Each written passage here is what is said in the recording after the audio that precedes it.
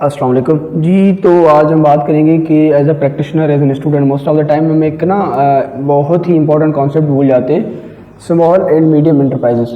देखिए, small and medium enterprises अगर आप प्रैक्टिशनर हैं तो हम बहुत सी जगहों पे ये चीज़ भूल जाते हैं क्लाइंट्स को कंसल्टेंसी देते वक्त कि इस चीज़ को भी हमें क्लाइंट को बताना चाहिए। बिकॉज इस कॉन्सेप्ट और 14 स्केड्यूल की वजह से, एसएमईज़ की वजह से ना बहुत सारा बेनिफिट मिल सकता है टैक्स पेयर को। या अगर आप एक स्टूडेंट हो तो अगर इस चीज़ का आपको पता है, आप एग्जाम्स में जा रहे हो तो एसएमईज़ को अगर आप वहाँ पे शो करवाते हो तो you will get the better marks obviously. क्योंकि अगर स्पेसिफिकली हम बोले कि आप सीए के स्टूडेंट हो तो पास्ट कुछ अटैम्प से काफ़ी अटैम्प में टैक्स की जितनी भी गुजरी है उसमें आई के फ्रीक्वेंटली एसएमईज़ को टेस्ट करता रहा है। तो विदाउट वेस्टिंग टाइम लेट्स चलते हैं कॉन्सेप्ट की तरफ। तो small and medium enterprises actually है क्या by definition? Under subsection 59A of section 2, small and medium enterprises means a person who is engaged in a business of manufacturing. ठीक है, अब मैन्युफैक्चरिंग की कौन सी बिजनेस? वो बिजनेस जो कि डिफाइन की गई है कहाँ पे? Class 6 of subsection 7 of section 153।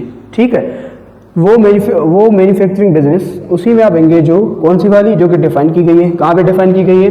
Class 6 subsection 7 of section 153। अब उसमें इसकी डेफिनेशन क्या है, अब उसकी तरफ हम नहीं जा रहे क्योंकि जाएंगे तो काफ़ी वीडियो भी बड़ी हो जाएगी।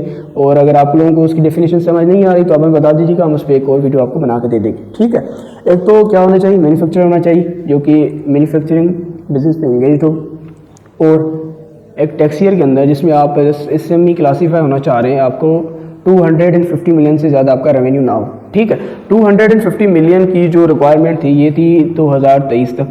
अब जो रिसेंटली बिल प्रपोज हुआ है उसमें ये चीज़ प्रपोज की गई है कि ये 200 से इसको बढ़ा के 800 मिलियन तक लिया जाए। ठीक है, तो अभी ये रिसेंटमेंट आने वाली अमेंडमेंट अगर बिल पास हो जाता तो सेकेंडली इसमें एक और चीज़ अब इंक्लूड की गई है डेफिनेशन में कि जितनी आईटी रिलेटेड सर्विसेज थी हम एक्सपोर्ट करते थे, मतलब जो भी सर्विसेज आईटी या आईटी अनेबल सर्विसेज की डेफिनेशन में फॉल करें उन सबको अब एसएमई की डेफिनेशन में इंक्लूड कर दिया गया है कि अगर आप आईटी रिलेटेड सर्विसेज प्रोवाइड करें तो आप खुद को एज एसएमई भी क्लासीफाई कर सकते हैं।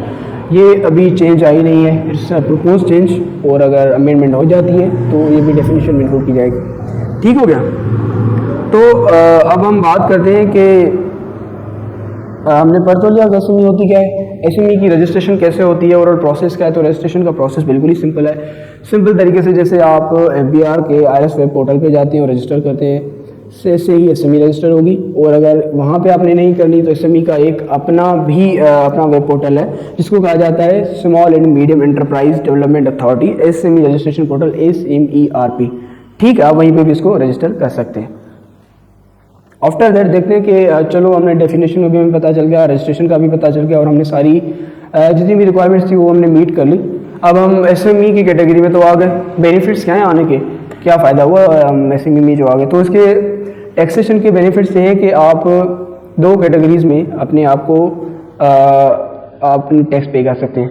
कि आप नॉर्मल में टैक्स पे कर दें, और सेकंड है आपका आप फाइनल टैक्स पे कर दें, NTR and FTR, final tax regime और नॉर्मल टैक्स रेजिम। अब अगर आप नॉर्मल के ऑप्शन के पास की तरफ आप जाते हैं तो नॉर्मल में टोटल अभी पहले दो कैटेगरीज हुआ करती थी, 3 कैटेगरीज उन्होंने करा, तीसरी कैटेगरी प्रपोज हुई है। ठीक है, तो फर्स्ट कैटेगरी ये थी कि अगर आपका बिजनेस टर्नओवर 100 मिलियन या उससे कम है तो आप अपनी टैक्सेबल इनकम पे सिर्फ और सिर्फ 7.5% आप टैक्स पे करेंगे। ठीक है, तो अगर इसी को आप कंपेयर कर दें कि अगर नॉर्मल में आपकी टैक्सेबल इनकम जितनी भी है और आप एक कंपनी हो तो 29% आपको पे करना है, लेकिन अगर आप एसएमई में क्लासिफाई होते तो सिर्फ 7.5% आपने टैक्स पे करना होगा। ठीक है, अब आती है इसकी सेकंड कैटेगरी की। अगर आपका जो टर्नओवर है 100 मिलियन से एक्सीड कर जाता है और but it's less than 250 million, तो फिर आपको अपनी टैक्सेबल इनकम का 15% टैक्स पे करना पड़ेगा। ठीक है, अब रिसेंटली फाइनेंस बिल में जो चीज़ प्रपोज की गई है वो ये की गई है तीसरी कैटेगरी कि your revenue is greater than 250 million and less than or equal to 800 million. ठीक है, तो उस पर आपने 20% का टैक्स पे करना है, टैक्सेबल इनकम पे का 20% आपको पे करना है। मतलब 29 से 20 को आप अगर कंपेयर करें तो 9% का आपको बेनिफिट है सिंपली, ये अगर आप नॉर्मल का ऑप्शन चूज करते हैं तो।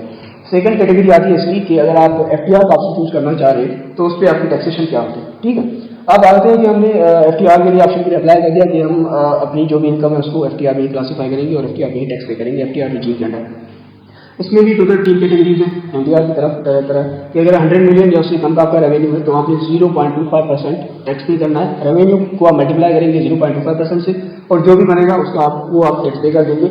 और सेकंड कैटेगरी आती है कि 100 मिलियन से ज़्यादा है लेकिन 250 मिलियन से कम है, तो इस पर यहाँ पे आपको 0.5% टैक्स पे करना होता है। ग्रॉस टर्नओवर, जो भी आपका टर्नओवर आ रहा है ग्रॉस, उसका आप 0.5% टैक्स पे कर देंगे।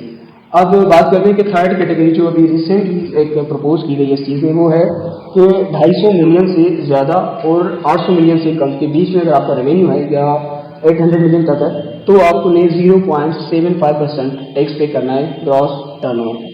ठीक हो गया। तो अब इसमें काफ़ी आपका टैक्स कम होता है। अगर आप उसका कंपेयर करें ना तो एफटीआर में सबसे कम आपका टैक्स बनेगा। तो बेस्ट ऑप्शन यही होती है कि आप एफटीआर में जाएं। एफटीआर को अगर आप ऑप्शन पे जाना चाह रहे हैं तो उसके लिए अप्लाई करने का प्रोसीजर क्या है और कैसे कर सकते हैं। तो उसका प्रोसीजर बहुत सिंपल है कि ये ऑप्शन एक्सरसाइज की जाती है जब आप रिटर्न फाइल करते हो, और ये अगर आपने एक बार ऑप्शन एक्सरसाइज कर दी तो 3 कंसेक्यूटिव टैक्स ईयर तक आपने एफटीआर पे ही रहना है, आप ये ऑप्शन चेंज नहीं कर सकते। और इसका फायदा ये है कि अगर आप एफटीआर ऑप्शन चूज कर लिया तो आपका कोई ऑडिट नहीं होगा। ऑडिट के जितने इश्यूज होते हैं वो आपके नहीं होंगे। आपने रिटर्न फाइल कर दिया, आपने पेमेंट दिया, दूसरे नोटिस आ सकते हैं लेकिन ऑडिट की टेंशन से आप बचे रहेंगे। ठीक है। लेकिन अगर आप एनटीआर के ऑप्शन पे जाते हैं तो वहाँ पे आपका ऑडिट हो सकता है और एक्सप्रेस ऑडिट होता है अंडर सेक्शन 214C के तहत आपका ऑडिट होता है। लेकिन उसकी भी कुछ वो है कि टोटल जितनी भी इसकी पॉपुलेशन है उसकी 5% से ज़्यादा का ऑडिट नहीं होता। और बात करते हैं कि जब हम एसएमई क्लासीफाई हो गए तो अंडर सेक्शन 113 मिनिमम टैक्स जो लगते हैं वो आप पे एप्लीकेबल है नहीं, उससे आपको एक्सक्लूजन मिलता है completely. There will be no implication of 113 section under the classification of as SME. ठीक हो गया।